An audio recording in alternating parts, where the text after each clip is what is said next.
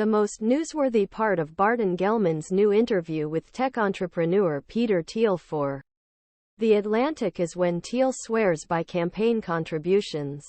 He was a major donor to Donald Trump's 2016 campaign and was granted the right to speak at that year's convention. More recently, it had provided millions of dollars to political action committees supporting the candidacies of U.S. Senate candidates, both successful and unsuccessful. But now Thiel has told Gellman he's backing down.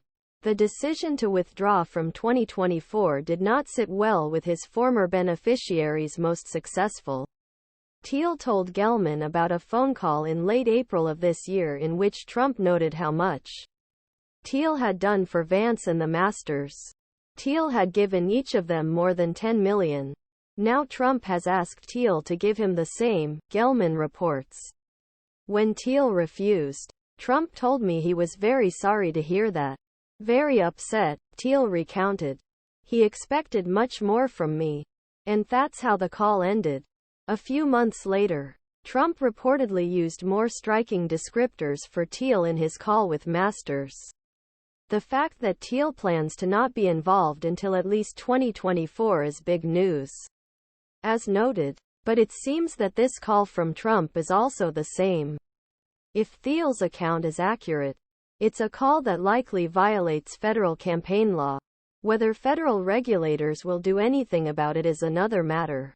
Rules regarding campaign contributions have never been an issue Trump has been all that concerned about. Before the 2016 campaign, he was involved in efforts to prevent Stormy Daniels and Karen McDougal from speaking to the media about their alleged flattery with him.